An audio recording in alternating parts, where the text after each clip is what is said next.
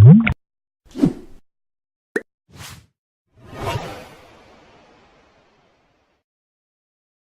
of a sudden, I heard a big explosion. A mysterious flaw brings down a Boeing 737. There's something going on that left no marks, no calling card. Shortly after takeoff, a powerful explosion rips apart TWA Flight 800, igniting controversy about what really happened. If anybody thinks that this chairman was involved in any kind of cover-up, they're damn wrong. Conflicting commands put two jets on a collision course. Descend. And the devastation provokes a violent act. It was a crime of almost unimaginable magnitude. Terrifying crashes and the dramatic investigations. The Navy is a suspect. True-to-life animations reveal the critical moments that lead to disaster.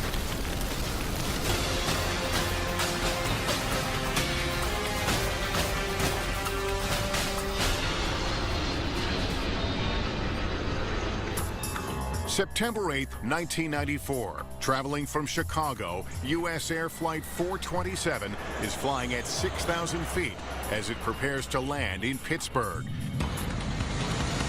When suddenly, the Boeing 737 spirals out of control.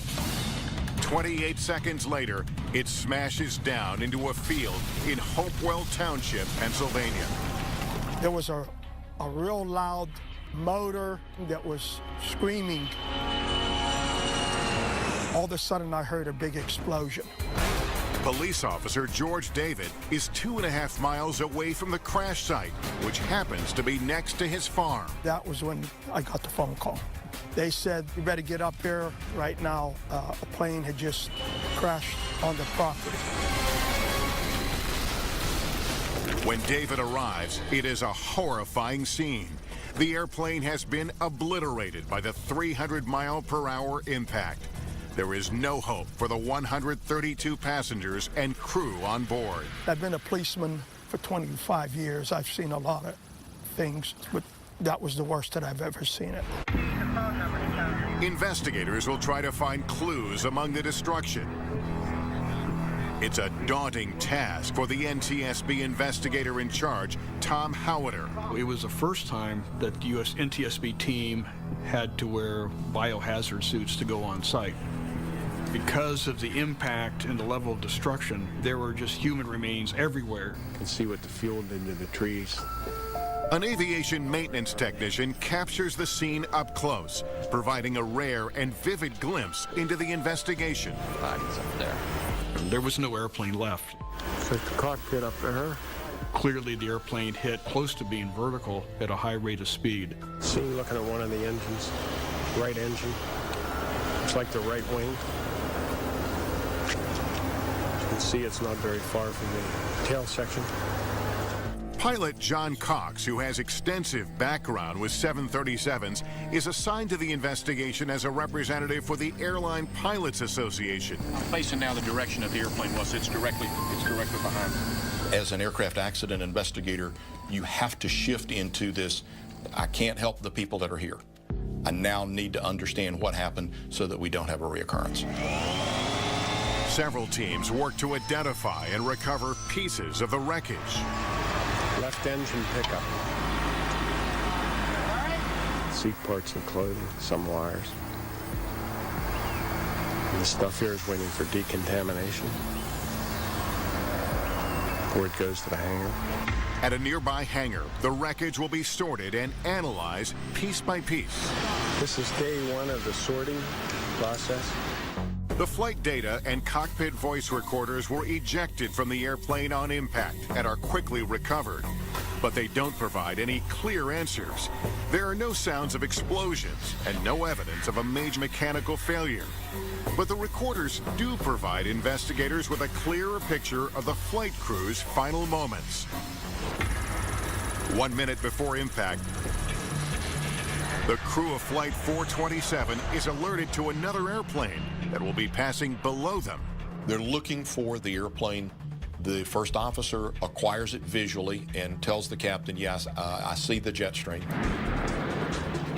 And then they encountered the wake turbulence of a Delta Airlines 727. And not an uncommon event at all. The airplane rocks around and moves. And from that moment of encountering the wake, something happened. They couldn't stop the roll in the airplane. And this was very difficult to listen to as a pilot because I could hear them struggling for control of the airplane, and every second that ticked by, they were losing that battle. As seen in this NTSB video, investigators set up a test flight to examine the possibility that the U.S. air pilots were startled by the wake of the nearby 727 airplane, causing them to lose control. What we found was that you could take the airplane, let go of the controls, and the airplane would come out of the wake and regain its composure and fly on with no problems. There was no reason to lose control of the airplane. One of the lead investigators made a very, very good observation, and that was that if the wake of a 727 could cause the loss of control of a 737, we'd have 737s falling out of the sky weekly or more. Investigators zero in on Flight 427's rotation or yawing toward the left, just moments before the pilots lost control. We knew the airplane yawed. And the question was, what would cause that? And it quickly became apparent that the only device that could make the airplane yaw the way it did is the rudder. That's what it's designed for. The rudder is positioned at the tail of the Boeing 737 and is used by pilots to control the plane's movement to the left and right. Trying to determine how the rudder could have malfunctioned, investigators test every theory they have. There were a couple of people on the airplane that were very heavy, and someone said, well, what would happen if the floor gave way and a passenger stepped on a control cable? Could that have done it?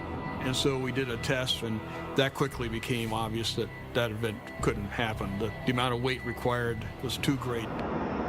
So we looked at all kinds of bizarre potential failures. You name it, everything was considered, and one by one we eliminated them. We felt confident that there was a rudder issue, but we didn't know what it was. There's something going on back in the tail of the airplane we don't understand. I had described it as a gremlin that left no marks, that left no calling card. But it's not the only unsolved accident weighing on investigators. 3 years earlier, an amateur photographer captures the burning wreckage of United Flight 585 in Colorado Springs. The crash kills all 25 people on board. The safety board could not determine exactly what caused the accident. People started linking US Air 427 to United 585. Both airplanes are on approach. Both airplanes suddenly rolled and dove into the ground for unknown reasons. And the two flights have something else in common. Both airplanes are Boeing 737s. The most widely used jet in the world. The second time something unexpected had happened and resulted in the loss of an airplane. If another one went down, they were going to ground the airplane. And the ramifications for grounding the 737 were unbelievably severe. This sets off a global economic catastrophe. We had to find out what happened. Coming up, another Boeing 737 ends up in serious trouble. Could that crisis lead to a break in the case?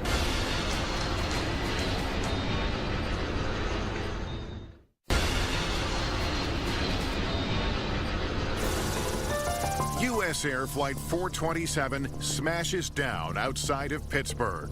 It is the second Boeing 737 in 3 years to suddenly roll for unknown reasons and then crash, killing everyone on board. It's a mystery threatening to ground the most widely used jet in the world. Investigators suspect a problem with the rudder, which controls the plane's movement to the left and right, but they find no evidence of a malfunction. Nearly 2 years after the crash, a possible break in the case. The pilot of an Eastwind Airlines Boeing 737 experiences a sudden roll as the jet approaches Richmond, Virginia.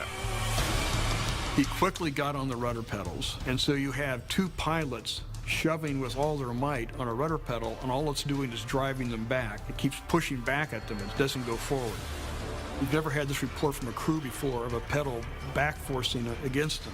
Now we're into a different scenario. Fortunately, they were at a higher airspeed than 427, which gave them more roll control. They were able to successfully land the airplane. After hearing the pilot's experience with the rudder pedals, investigators suspect a jam may be the problem in the airplane's rudder system. The pilots control the rudder on the 737 with pedals. Those pedals are connected via cables to the muscle, if you will, that physically moves the rudder. It's the power control unit. And like power steering in your car, it's hydraulically powered. About the size of a soda can, the Power Control Unit, or PCU, houses a set of valves called the dual servo valve. This directs hydraulic fluid to move the rudder. This is the dual servo valve from a power control unit. The pilot inputs go into the arms here, and just by moving back and forth across these openings, it would redirect the fluid. In the days after the U.S. air accident, investigators recovered Flight 427's PCU from the crash site. Seems intact, some of the brackets broken. If something did malfunction inside this PCU, it left no evidence. The valves were not badly scarred. There were no marks. There wasn't an instant indication of what would have caused the power control unit to have problems. Investigators run a battery of tests on the PCUs from U.S. Air 427 and East Wind Airlines, trying to determine if the units can jam. What they find is even more alarming.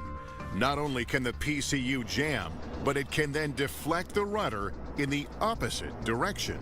If you jammed the secondary valve just slightly off neutral, you could cause the valves to basically misalign and port hydraulic fluid in the wrong direction, so the rudder reversed operation. And this would be like driving your car and you turn to the left and the car goes right. You're never going to figure this out before you go off the road. Investigators had found a lethal malfunction in a valve the size of a pencil, capable of bringing down a Boeing 737. The malfunction leaves no marks or scars, almost as if it never happened, matching exactly what investigators found in U.S. Air 427. And all of a sudden, you put the reversal scenario in, and all started coming together that all these parts now fit. The big puzzle, we've had the edges and everything else, now the centerpieces are all locking in. When Flight 427's crew encounters the wake turbulence of a passing airplane, they press down on the rudder pedals to counter the wake and move the airplane slightly to the right. But the dual servo valve inside the airplane's power control unit jams and misaligns, causing the rudder to be deflected in the opposite direction. And what they didn't recognize was that the rudder was full over. So as they're pushing, the rudder's not moving because it's jammed, but they don't know this. And then the nose starts to fall through, and the crew pulls back to bring the nose up, and the airplane just enters basically what looks like a spin into the ground. The pilots of 427 faced a condition they had never heard of, they weren't trained for. From a pilot standpoint, you never consider the possibility that if you turn to the right, the airplane's going to go to the left. They didn't have a long time to sort it out, and they had around 13 seconds to diagnose the problem, deal with it effectively. It takes 4.5 years, one of the longest accident investigations in aviation history, to solve the mystery of U.S. Air Flight 427. With it, investigators are able to bring closure to another cold case, United Flight 585, the other Boeing 737 that crashed 3 years earlier. The rudder system on the 737 fleet has been completely redesigned. It's a very different system now than it was at that time. There's a lot of changes also to flight crew training, more hands-on flying, being ready to recover from unusual upsets and unusual events. History's proven us to be right. There has not been another occurrence of a rudder hardover since, and I think we made a good airplane even better. Coming up, one of the most infamous aviation disasters in history. We saw what appeared to be a flare going straight up. What really happened to TWA Flight 800? Microscopic explosive traces of unknown origin have been found. July 17th, 1996. Beachgoers and boaters are enjoying a summer evening at twilight on Long Island, New York. Nearby, at JFK Airport, a Boeing 747 is taking off, carrying 230 passengers and crew.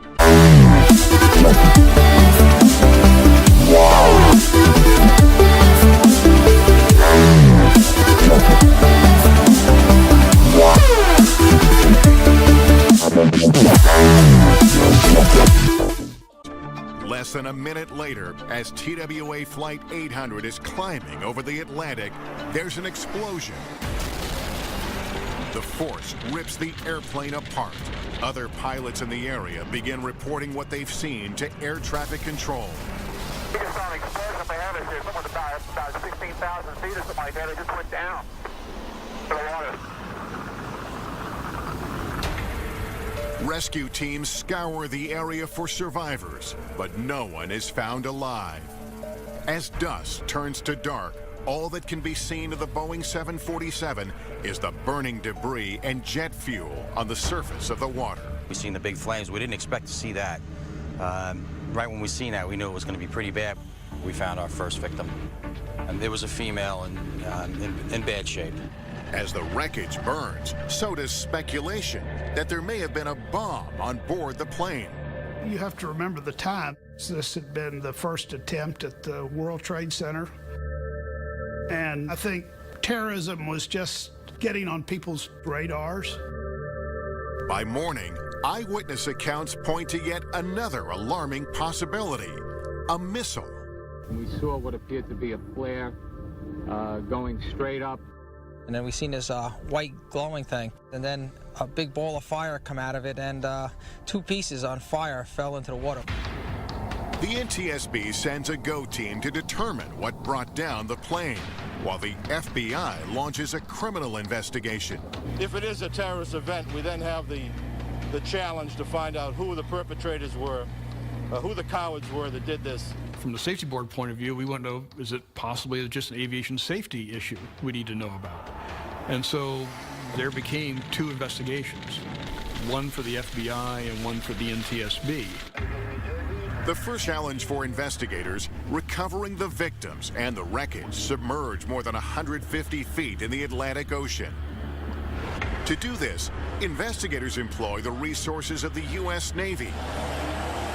It will be one of the largest diver-assisted salvage operations ever conducted. It is both difficult and dangerous. I talked to the grapple master diver, and he was talking about that it was like diving in razor blades. As pieces of the wreckage are recovered and examined, investigators find what could be a frightening break in the case. Microscopic explosive traces of unknown origin have been found. Even more disturbing, rumors are swirling online that a missile may not have been fired by terrorists, but by the U.S. military. The FBI investigates the claims, scrutinizing U.S. naval vessels in the area at the time of the crash, but they find no evidence. But I can assure you that we've looked at every angle, every possibility, and the military of this country has had nothing to do with this horrendous tragedy. But proponents of the friendly fire theory believe there's been a cover-up. The Navy is a suspect. Let's get it, come on. The Navy is a suspect. Why shouldn't they be involved in the investigation? If anybody thinks that this chairman, this agency is involved in any kind of cover-up, then they're damn wrong. I tried to deal with the distraction so our investigators could deal with doing their work. Investigators have been recovering as much of TWA Flight 800 as they can, pulling pieces from the bottom of the ocean and transferring them to a hangar where they will attempt to reconstruct the aircraft. To see that mass of jumble and wires certainly brought home to me how difficult it's going to be to try to put that all back together again. Investigators recover hundreds of pieces of the wreckage, an astounding 95% of the airplane. When they finish assembling this massive puzzle, it is the largest aircraft reconstruction in history. When a explosive device goes off in close proximity to metal, it leaves behind very small craters and localized melting and all kinds of soot patterns and things like that. We were able to determine that there was absolutely no evidence that a bomb exploded close to the structure, and also that there was no evidence that any kind of particle might have penetrated from a missile that exploded nearby. Looking inside the airplane, we had all of the human remains x-rayed, looking for fast particles of an explosion that have been captured by the body. All the seat cushions, all the other parts we had examined, looking for the evidence of an explosion, whether shrapnel flying about. We didn't see that in any evidence we saw coming back. As for the traces of explosive residue found, investigators believe it could have been transferred from military ships that transported the wreckage from the crash site. After 16 months, the FBI closes their parallel investigation. The team conducted a total and thorough investigation. 1, there was no evidence of high explosive damage. 2, there was no evidence of explosion of a missile warhead. 3, there was no evidence of missile impact. If it isn't a criminal act, then what brought down TWA Flight 800? And how can the eyewitness accounts be explained? Coming up. We were all surprised that it didn't take a lot of energy to ignite these vapors.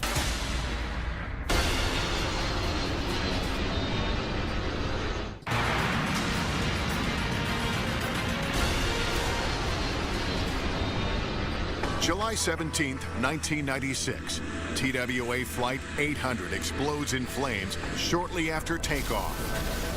The FBI rules out a bomb or missile, but it will take a 4-year investigation, the most costly and extensive in the NTSB's history, to determine the cause. After pulling debris from the ocean, investigators conclude that the airplane broke apart into 3 distinct sections. The front section of the airplane containing the cockpit and the first class areas broke off, and that just fell to the ground. And then, much further away, you had the rest of the airplane, which seems odd. It was clear that piece of the airplane had to continue some part of flight for a lot longer. We went back and started looking at all those pieces that came off first. They all came out of areas around the wing center fuel tank. So it started becoming apparent that whatever happened inside the wing center fuel tank. Unlike gasoline, jet fuel isn't highly flammable. But as this FAA test shows, when it's heated, the vapors that are produced can be explosive. As TWA Flight 800 prepares to take off from New York's JFK Airport, the center wing fuel tank, about the size of a 2-car garage, is nearly empty. All that was in that fuel tank was basically just residual fuel, just a small amount of fuel sloshing around the bottom of the tank. Given the short duration of this particular flight, the operators don't usually use or put fuel into the center fuel tank because they don't need it. The wings hold a sufficient amount of fuel. They could save some money and get better performance by leaving the fuel out of it. With passengers waiting on board Flight 800, a delay with baggage is keeping the plane at the gate. It was a hot day in New York, and they had the air conditioning packs running to keep the aircraft cool. The air conditioning packs are mounted in close proximity to the center fuel tank.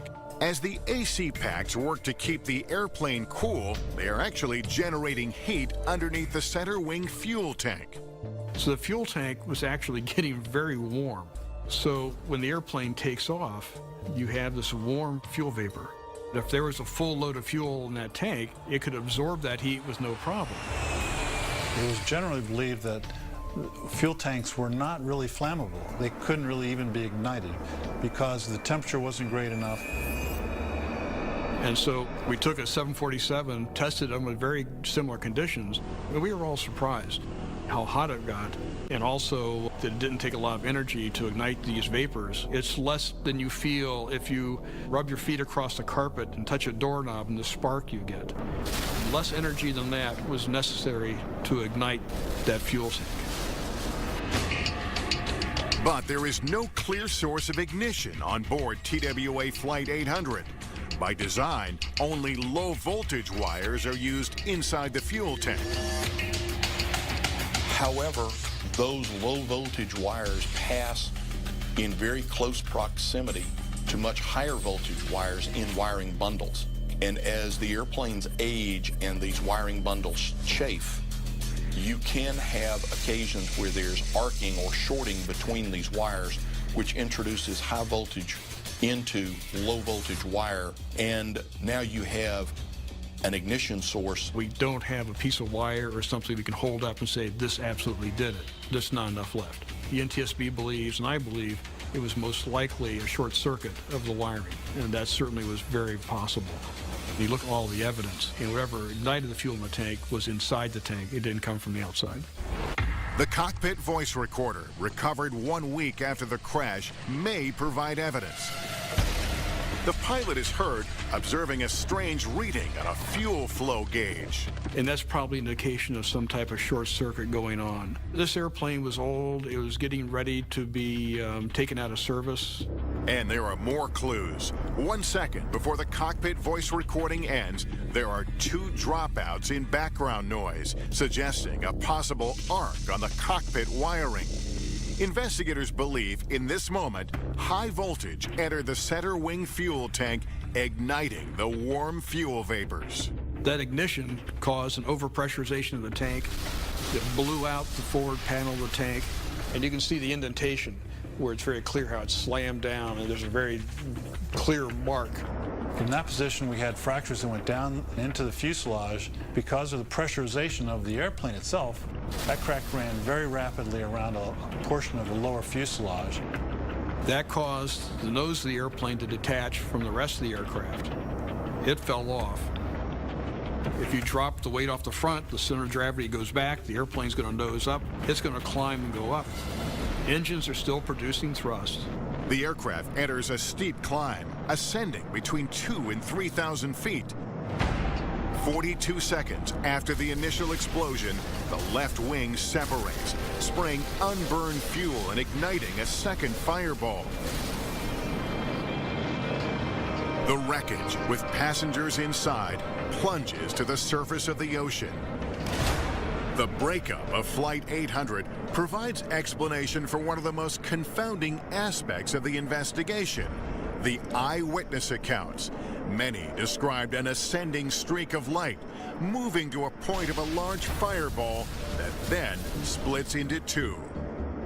The sound happened first, and then the fireball. What's really interesting looking at the witness statements was how many witnesses reported they heard the explosion and looked that direction and saw the fire coming down.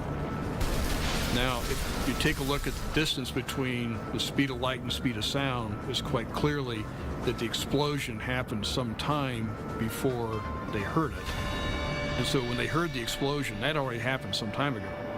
And so when they turn and look, they're seeing the aftermath. They're seeing the fire after the explosion. They didn't see the initial event itself. Investigators believe that the ascending streak of light that eyewitnesses described is the main fuselage still climbing after the initial explosion. Despite the NTSB's findings, theories persist of a bomb or missile attack on TWA Flight 800. It is unfortunate that a small number of people pursuing their own agendas have persisted in making unfounded charges of a government cover-up in this investigation. I look back and I am in awe of the cooperation and coordination of the thousands of people that were involved and touched this investigation. That's why I feel so strongly when anyone questions the patriotism or the responsibilities that were exercised by the investigators of TWA 800. Everyone understood that 230 lives had been lost, and it was up to them to do the very best they could to answer the question, why? As a result of the NTSB's findings, major safety improvements are implemented with both aircraft design and maintenance. We now have inerting systems in center fuel tanks so that if there is not fuel in them, that there is an increased amount of nitrogen, which is non-explosive, that is manufactured on the airplane and then directed into the fuel tank. Aging aircraft wiring maintenance programs have been significantly improved. That's a direct result. For the families of the victims, the tragedy leads to the passage of the Family Assistance Act, forever changing how loved ones are treated after transportation disasters. Families will know exactly where to go and who will speak for the government when they have lost a loved one. It took the events of TWA 800 and the action of President Clinton to ensure that their loved ones were given the proper respect when people have a loss and a tragedy like that.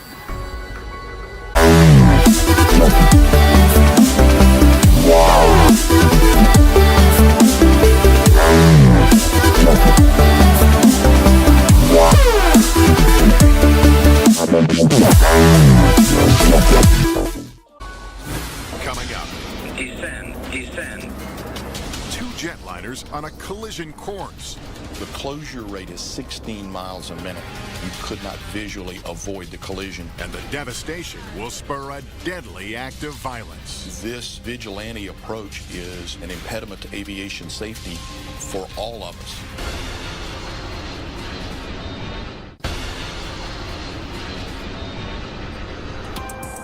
July 1st, 2002. DHL Flight 611 is flying from Bergamo, Italy to Brussels, Belgium. The two pilots of the Boeing 757 cargo jet received clearance to climb to 36,000 feet as they pass through German airspace. At the same time, Bashkirian Airlines Flight 2937 is en route from Moscow to Barcelona. The Russian Tupolev airplane is being chartered for a school trip. On board are 60 passengers, mostly children, and 9 crew members. The flight enters German airspace flying at 36,000 feet, the same flight level as the DHL cargo jet. The two airplanes are on a collision course. Despite being over Germany, the airspace is controlled from Zurich by the private Swiss airspace control company SkyGuide. Air traffic controller Peter Nielsen is the only person handling the airspace at the time.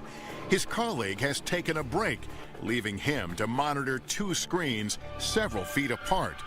This is against regulations, but a common practice known and tolerated by SkyGuide management. On one screen, Nielsen is busy coordinating the arrival of a delayed Airbus. He doesn't notice that on the other screen, there is a conflict between the Russian airplane and the DHL cargo jet. The controller was overloaded. He had a lot of responsibility, and an overloaded controller is more prone to make errors. To make matters worse, Nielsen doesn't realize that the ground-based optical collision warning system, which alerts him to imminent collisions, has been switched off for maintenance. In the sky, the two airplanes are less than a minute from reaching each other when an onboard system called TCAS sounds an alert to both crews. Traffic.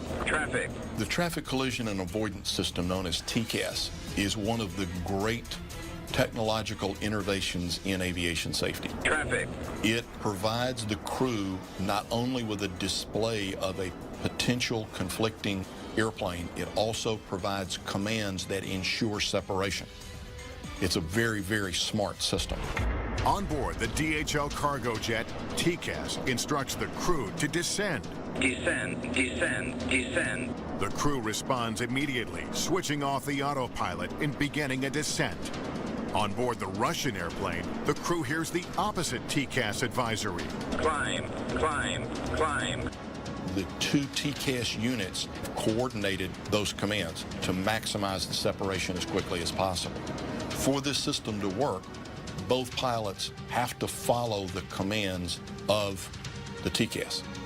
When Nielsen discovers that the two airplanes are in danger, he contacts the Russian crew.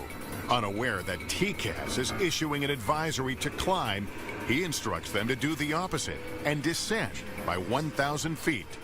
When you have conflicting commands, there is a short interval which the decision is which one are we going to follow. It was not a fully implemented standard around the world. where when the automated system said to take corrective action, that the pilots automatically followed without question. Russia, their policies and procedures basically told the pilots that the air traffic controller has prominence or precedence, not the automated system. The Russian crew is conflicted, but they follow the instructions of air traffic control and begin descending. You have one flight crew who's following the automation. You have another flight crew who's following instructions by the air traffic controller.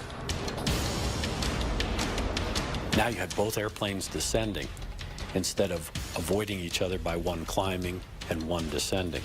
The DHL cargo jet and the Russian airplane are closing in at incredible speeds. You're talking airplanes that are moving basically 400, 500, 600 miles an hour. Well, the closure rate is 16 miles a minute. It's much faster than most people can imagine. So all of a sudden now, decision-making is very compressed because you don't have a lot of time. In the dark of night, the pilot's visibility is less than 7 miles. From the time that you could see the airplane, recognize it was a potential conflict for collision and avoid it, there wasn't enough time. The airplanes had physically covered so much ground that you could not visually avoid the collision. Coming up, critical moments before a devastating collision. And the investigation takes a deadly twist. It was a crime in my mind of almost unimaginable magnitude. DHL cargo jet and a Russian chartered flight with 69 people on board, most of them children on a school trip, are on a collision course. The onboard traffic collision avoidance system, or TCAS, has issued coordinated commands. Climb, climb, climb, descend, descend, descend.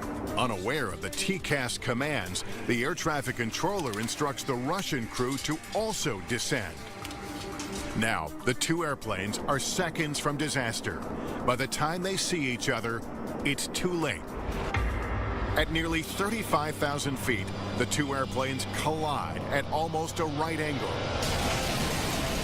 The DHL Boeing 757's vertical stabilizer slices completely through the fuselage of the Russian airplane.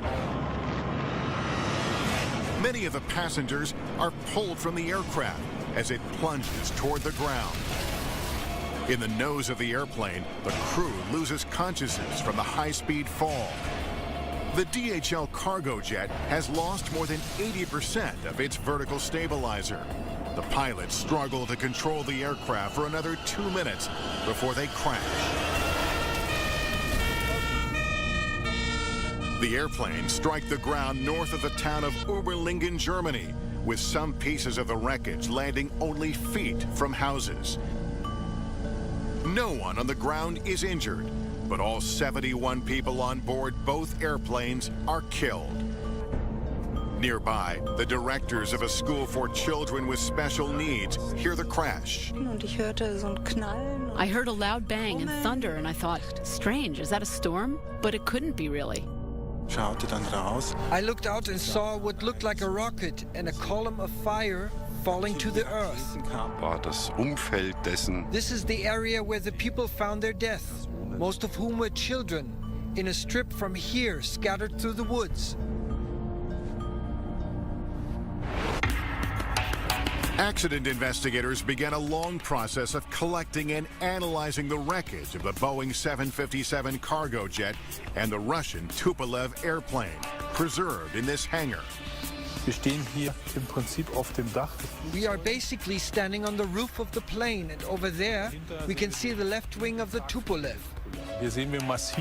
And here we can see massive collision marks due to the contact with the vertical tail of the Boeing 757. And if you look here, you can see red color that matches the red color of the empennage of the Boeing.